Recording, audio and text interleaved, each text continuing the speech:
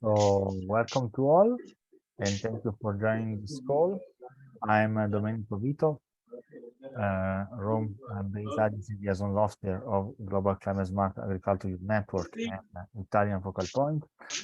We welcome you all to this call, and I'm very glad to have the speakers with us. I will give the floor now to Valentine to start the session, and I hope that you can enjoy the call, and thank you very much for participating. So, Valentine, the floor to you. Hello, everyone. I'm Valentine Derrida, a student at Egerton University taking a bachelor's degree in agricultural economics. I'm an intern of the Climate Smart Agriculture Youth Network, and I'm also the head of the communication team. So as one of the interns, we are very grateful to Mr. Divine for giving us an opportunity to attend this internship program. So through this internship program, we as the interns, we have been able to gain skills in climate smart agricultural practices. This includes the skills that increase productivity, enhance resilience, and reduce emission. We have also been able to gain skills in presentation and public speaking, and also networking. So our moderator today is Miss Nicole Musonda. She's a student at the University of Zambia, taking a master's in agronomy, soil. Then she's also a technical research assistant at the Zambia Agricultural Research Institute. Welcome, Madam Nicole. Thank you.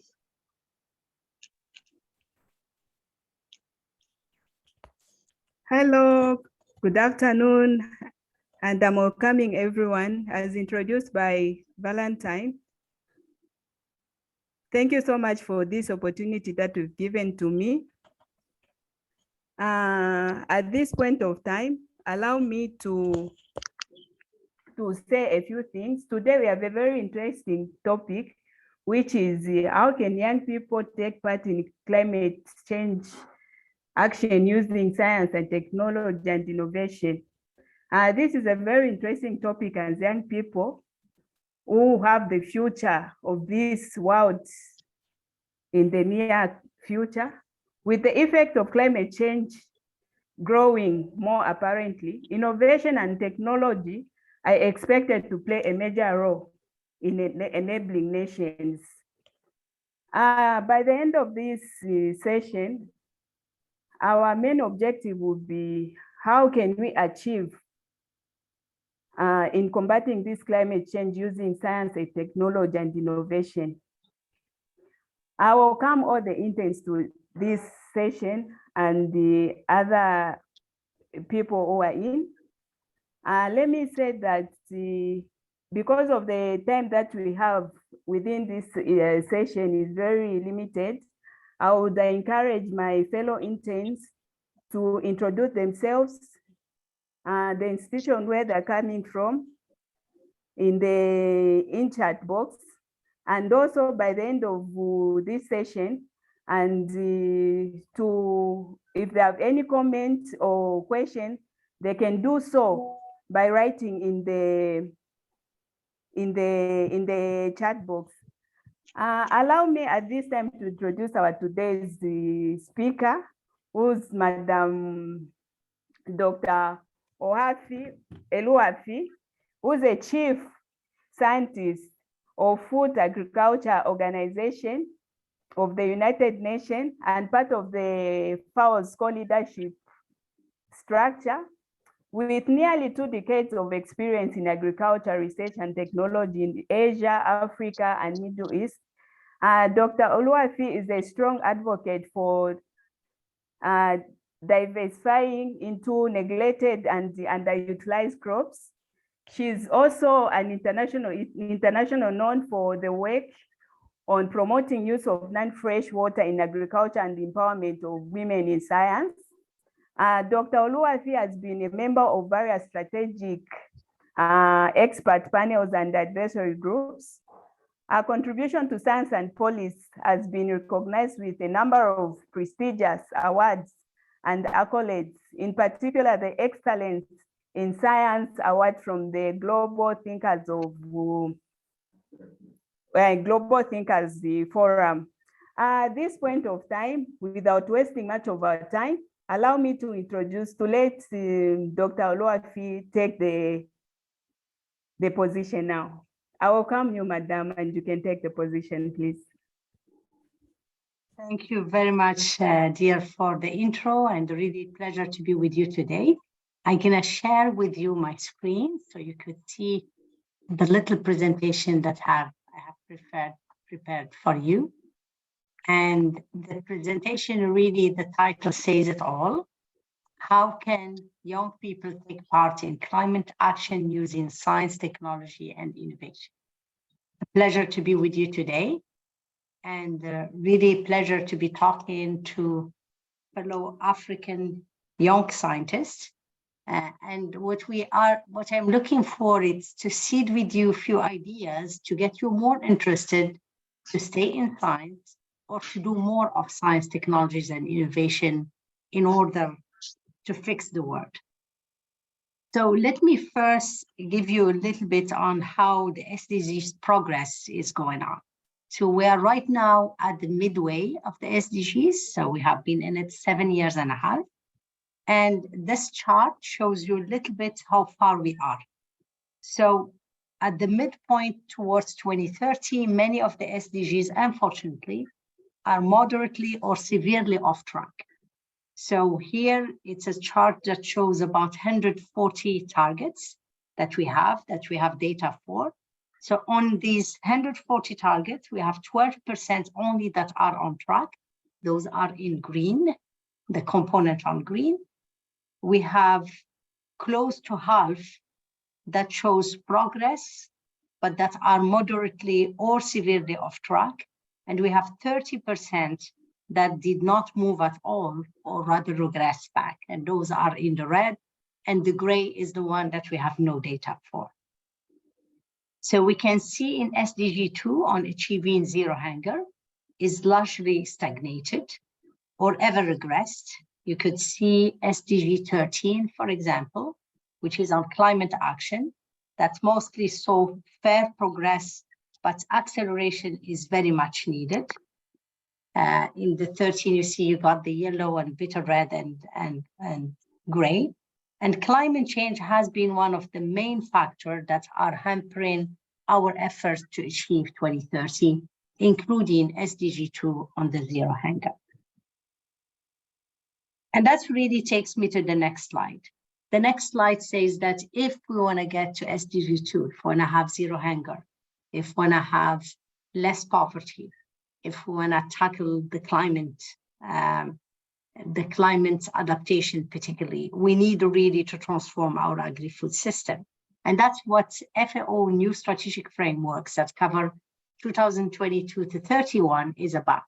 It's about transforming our agri-food system towards more efficiency, more inclusiveness, more resilient, and more sustainability. And we're doing all of this in a holistic way of looking at everything from production to consumption, looking at all agriculture sectors, including the food sector, the feeds and the fiber. And that's why we insist on agri-food system. Food system alone covers only the food component, whereas we need to cover everything, including the fibers and the wood and what have you. So in this strategic framework, what we are aiming for is really transforming our agri-food system towards 4 betters: better production, better nutrition, better environment, and better life, leaving no one behind. And this transformation really has 3 accelerators that you see in the outer circle. Technology is an accelerator to get us to impact very quickly. Innovation, it's another huge accelerator, but also data and complement. And in complement, we are talking about HR, we are talking about business models, we are talking about finance and what have you. So the transformation of agri-food system for us, it's really the way forward, and it has to be based on science, on evidence, on data.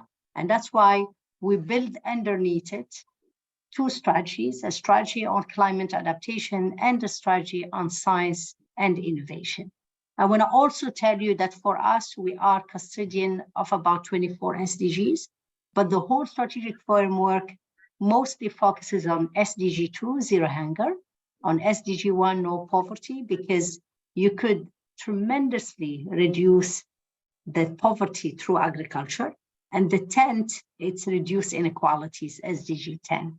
And the why is that those inequalities are the reason behind we have poverty and the reason behind we have a lot of hunger issues. So how can you really young people be part of it? Young people have to take part in agri-food system transformation and climate action.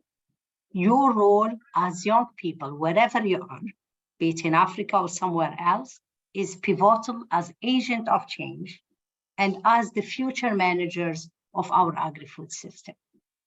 So simultaneously, young people may also be in vulnerable position in the face of climate change, in the face of conflict, food and nutrition insecurity.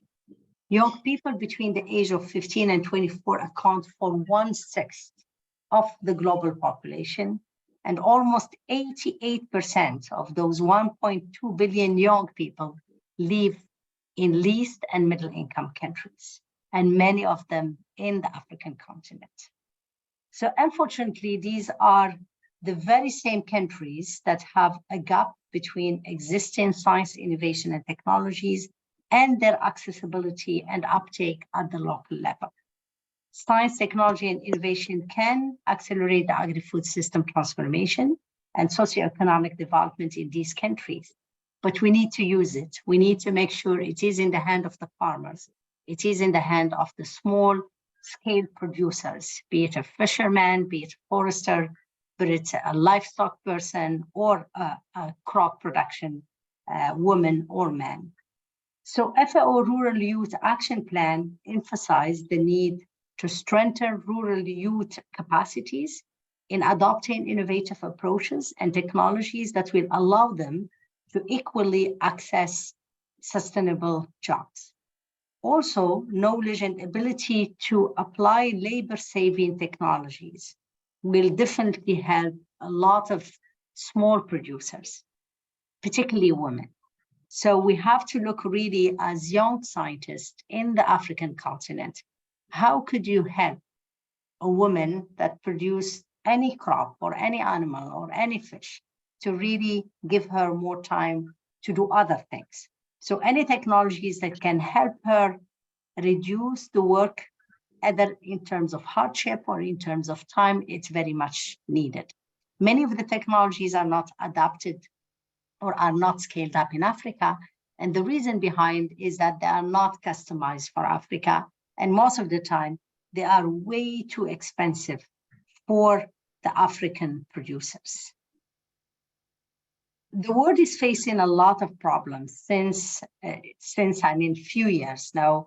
We talk about poverty and hunger numbers, and they have been really going down the slope since 2017. Of course, with COVID-19, we saw a huge and devastating multiplication of numbers and increase of numbers. The word definitely science, be it natural science, be it economic science or other sciences, can contribute to the solution for the problems that our world is facing. But it cannot be alone. It has to be combined with policies. It has to be combined with the right investment. It has to be combined with the right environmental sphere to make sure that really the system is working well, and that particularly SMEs, micro and small and medium enterprises are picking up. As young people, especially young scientists, your involvement is very crucial in building a better and more inclusive world. There are tremendous opportunities for your career ahead as young scientists. The world needs your talent to make it a better place. Before becoming the chief scientist myself, I used to be a young scientist. Then I became a science manager, a director general of a center of research. But as I look back, really what kept me going, it's my passion for international development. It's that I believed in my heart that science can make a difference. And science definitely can make a difference, but we have to go beyond basic science to applied science and to particularly developmental science that can make a difference in the life of the people. And here are some of the areas that are very important in science. It's biological science. We are seeing tremendous development in biological science. And it's one of the areas where we find much more women scientists than male scientists. And in the grand scheme, particularly in Africa, we don't have yet enough young scientists, and we don't have enough young women scientists. So this is a plea that we need more of you, and we need you to be very active to make sure really that you are part and parcel of the transformation that is taking place now, and that everybody is agreeing that is needed. So I would like to share some frontier science and science technologies and innovation in the future. And one of them, FAO champions innovative sustainable agriculture approaches, including climate smart agriculture, conservation agriculture, integrated agriculture, agroforestry, agroecology, organic farming, and zero tillage. They offer opportunities to achieve the dual aim of producing more and better and safeguarding the environment. And these innovative approaches are very suitable for sustainable soil management. So when we talk about soil, it's not a dead material. Soil has millions and millions of microorganisms and millions of species that interact and synergize together. And looking into the soil and conserving the soil, but also using the soil as a carbon sink and using it as a soil that will produce healthy food, it's very important.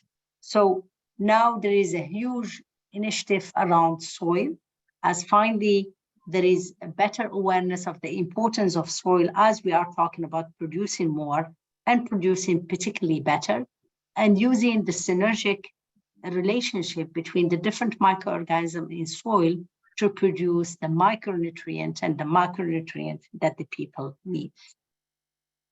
The other area of frontier science is really in omics technologies, be it biotechnology, be it genomics, be it proteomics, be it enzymology or others. So here, for example, one of the breakthroughs is really the gene editing methodology, or the CRISPR, clustered regulatory interspace short palindromic repeats, that got the Nobel Prize in 2021. And here, what is important in this technology is that it will allow us to reduce the time and the cost of breeding programs. And by reducing the cost and the time for breeding programs, hopefully we can go back to breed more local species. And in Africa, the diet has changed very dramatically over the last 60 years toward other species, and particularly staple crops. And this has to be replaced by the species that our ancestors used to eat and used to cherish. So for the gene editing methodology as one of the breakthrough technologies in the omics, we put in place a technical paper in December 2022. And the paper really was written by a team of scientists that covers a large number of disciplines and region. There was an oversight from my office. And the idea really is that the paper is forward-looking, and it's looking at mostly clarifying what do we know, what we don't know about the technology, and how could we use this technology to diversify our agri-food system and breed better crops and better animals and better fishes and better bacteria for the future. The other area of breakthrough is definitely digital technologies, quantum computing, big data, blockchain, artificial intelligence, machine learning, and digital ecological modeling are very, very developed and are changing as we speak. So digital technologies can deliver significant positive impact. Finally, maybe we can use the digital and the mobile phones to pass information to the farmers in a way that is much more easier and much more timely. So extension services could benefit a lot from digital, but also farm management could benefit a lot from the digital technologies, the artificial intelligence, and the machine learning. And of course, automation and robotics, it's another area that is very important that could allow us, as we said, maybe reduce the time and effort spent on the farm. But all of this requires that the technology comes much easier to the producers, to the small scale producers, and also much more affordable at much more that they can afford to do it. So for example, on AI in Senegal, in the framework of the Digital Villages initiatives, FAO collaborated with Polby, a Senegalese company which offers satellite and AI-based services to advise farmers on nutrient needs of their farms and provide yield forecast. For example, in South Africa and in Zambia and other countries, we promoted the Plant Village, a solution that uses machine learning and artificial intelligence to provide farmers affected by farm armyworms with tools for diagnostic and management. And we have many more examples in Rwanda and in many countries in Sub-Saharan Africa, as well as North Africa. We did last year also a report on the State of Food and Agriculture 2022 report that looked at the readiness of scale for each type of technology that are shown in 4 stages. And those are really the prototype, the close to market, the scaling, and the mature. The solution at the maturity stage mostly comes from livestock. So we saw a lot of automation and solutions that are ready for scaling up in the livestock.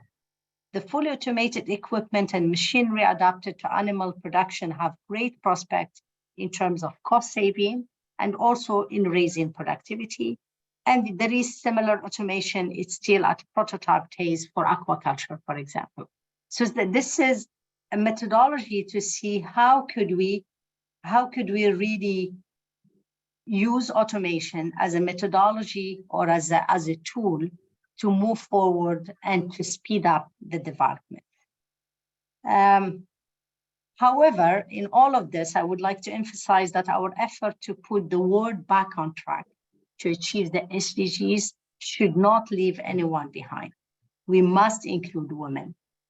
The FAO latest report of the state of women in the agri-food system found that globally 36% of working women are employed in agri-food system, along with 38% of working men. So when you think about it, agri-food system provide employment for about 37% of us.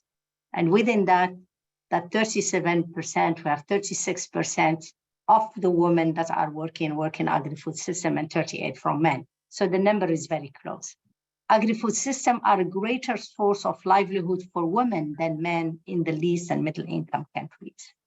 The report also has concerns on how women access to assets and resources that will improve their condition, and agri-food system are lagging behind men.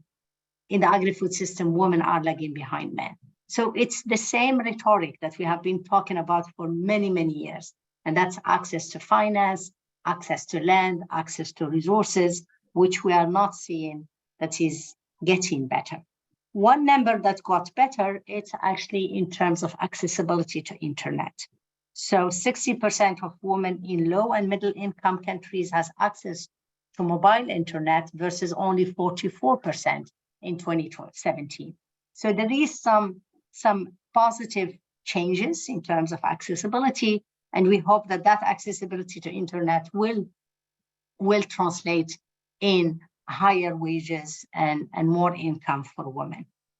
Women continue to be more digitally excluded than men, particularly if they live in a rural area, and that's really an alarm. We have to make sure that as we are moving towards more digitalization, more automation, more technology, we have to make sure that we are reducing the gap between women and men, and we are also reducing the gap between rural and urban settings. With that, I hope really that it gives you a bit of an overview of what's happening in the agri-food system. It shows you how important it is that we harness all of us and we work all of us toward transformation, towards a better production, better nutrition, better environment, better life, and that we use the right science, the right technology, and the right innovation to do so. And for all of this, we need strong action and really paradigm shift in terms of action and involvement and engagement from all young scientists, particularly from young women and young women scientists. Thank you very much, and over to you.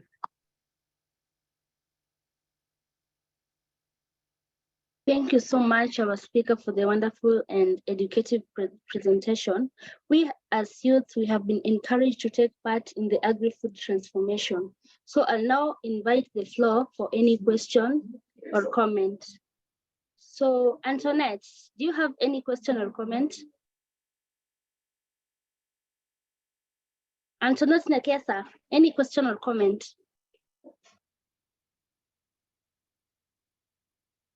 Dennis Odero. Thank you, Ms. Okay, Antoinette.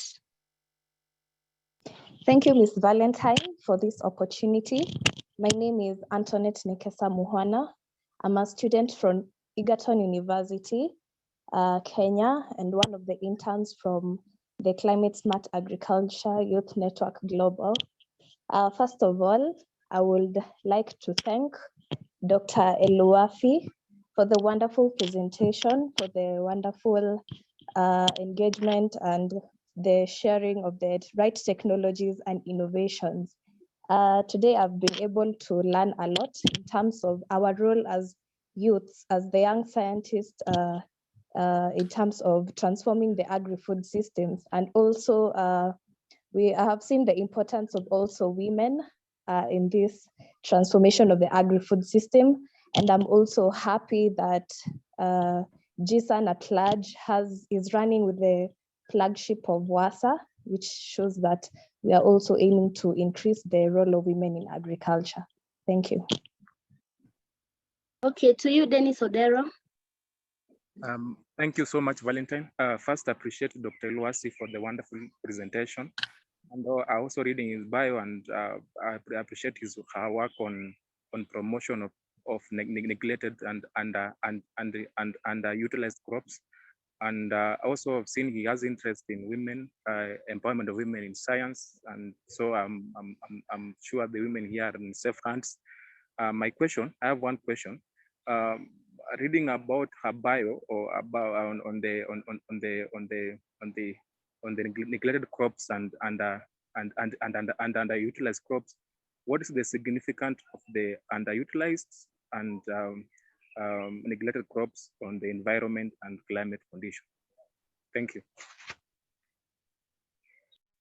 Okay, thank you for your question. I'll invite the speaker to answer you. Thank you, Valentine, and thank you, Denise, for your question.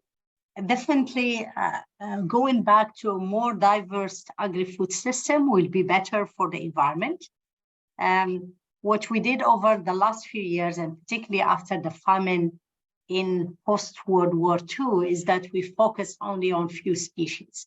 And that focus of few species was because of trying to quickly end the famine at that time, and also because breeding and genetic manipulation of crops and animals have been very expensive.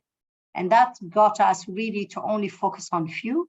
Now, with the new technologies, we hope that we can go back to neglected and underutilized species and to the species that we have still in our backyard, but we have not been using enough. We still have in national gene banks, for example, the millet, the sorghum, the fonio, the teff. Luckily, that Ethiopia kept really very close to the teff and didn't let it disappear. But there are many, many, many species of grains, but also of animals and fish that has not been used. And now with the new methodologies, we hope that we can bring them back. In general, those species are very sturdy. They are much more adaptable to the climate change, and they have normally capacity to really outstand much more abiotic stresses, particularly heat, drought, and salinity. And most of the time, they are as such because they have not been bred to do something else. What we have done in the species that we are using, we bred them mostly for a certain ecosystem, and we have pushed very much on the quantity, but less on the quality. So those species still have those genes that will allow them to be better, give us a better production under a higher temperature, for example, or a longer dry seasons. And they are very, very nutritious. And we saw it with the data, be it on the millet, on the sorghum, on the quinoa, on the shea, or others, grains, for example, that they are much more nutritious in terms of in proteins percentage, but also in amino acid, and many of them in micronutrients as well. So you would think the best way forward is to use the technology to breed more diverse species, and every ecosystem, it's meant to produce some of those species. So if you use technologies to breed them and make them more amenable for commercial production at a larger scale, hopefully we will come with a better agri-food system for the coming up weather that is much higher in terms of temperature. And with higher temperature, you have higher evapotranspiration, which means you need more water.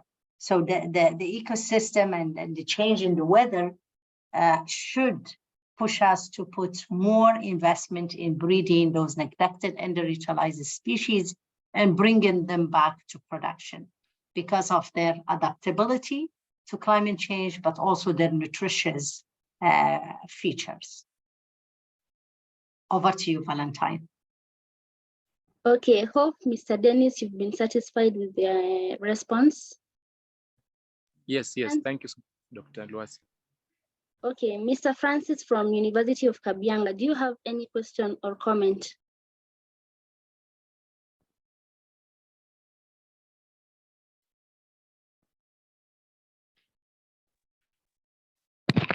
Hello, thank you so much, moderator of the meeting, Valentine, for spotting me. I just want to say that it is wonderful that today we are talking about young people in climate change, and that the interns who are here have gotten the sentiments from the presenter, and that from here, let us see some actions moving forward. That yes, we can do some studies, we can innovate.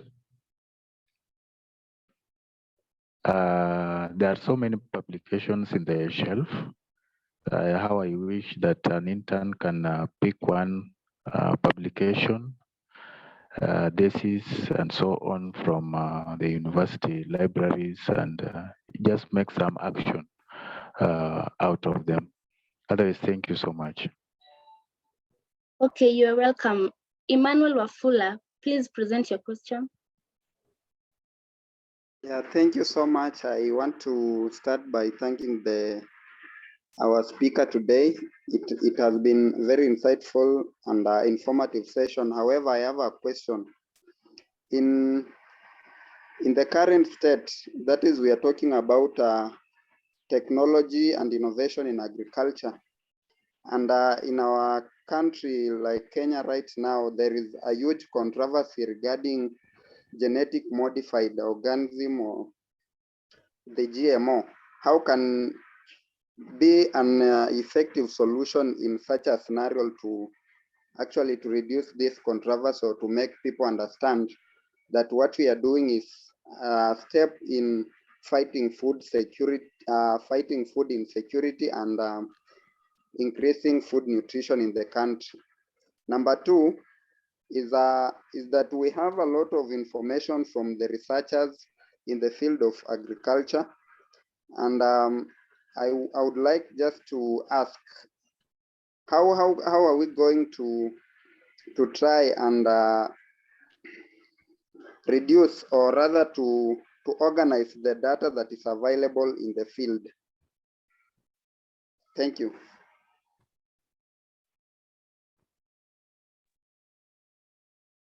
So Valentine, I can take the question of Emmanuel. Was it the question of Emmanuel, right? Yes, yes. Yes, okay. So Emmanuel, for the GMOs and genetically modified organisms, I really hope that the debate gonna be almost disappearing with the new gene editing methodology that has been declared as non-GMOs by many countries and many experts. So I hope that the change of the methodology gonna make people understand the difference and stop that almost ideology and that debate around GMOs, hopefully. So now that we have a new technology that is much more precise, that does not require us to bring genes from other species, we hope that really the GMO debate will be halted or at least reduced. The second question, Emmanuel, on the data, and that's really one of the huge breakthroughs, is the capacity to deal with big data. So in terms of quantum physics and in terms of computing power, there was a lot of development in the last 7 years, 5-7 years, whereby really we are able to manage a large number of data and we're able to analyze it and give recommendation on that basis.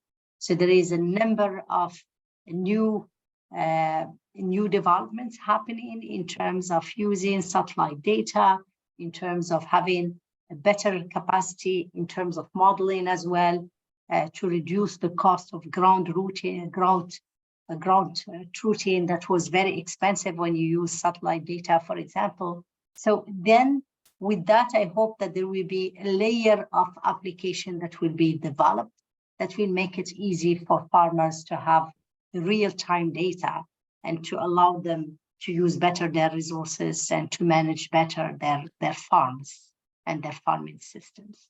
So I think we're in a better time than any other time to use big data and analyze it. And there is huge developments happening worldwide in that area. And as a matter of fact, this is one area that will be very, very interesting for young scientists to dive into, be it on bioinformatics in terms of omics data, but also informatics at large, artificial intelligence, and big data to data management and data science. Over to you, Valentine. Okay, thank you for your response. I'll give the floor to Nicole Musonda, who was our moderator. Thank you, Valentine, for your co-moderating. At this point of time, I just want to thank you, Dr. Elouafi, on behalf of Mr. Divine and the rest of my fellow interns for the wonderful presentation that you've given us today. As intern of Climate Smart Agriculture Youth Network, we look forward to learn or to hear more from you, and we are there to see how we can really help in achieving the SDGs. And from what you've presented today, I've come to conclude that soil health and quality is the basis of everything. And by adding technology and innovation and science on top of it. Thank you so much. At this point of time, I just want to say thank you for who have taken the time to be part of this session. Thank you so much. Thank you very much, Dr. Nicole, for your moderation. Thank you. Thank you. Bye-bye. Thank you. Bye-bye. Thank you. Thank you.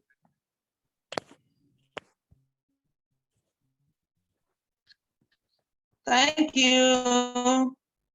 God bless you.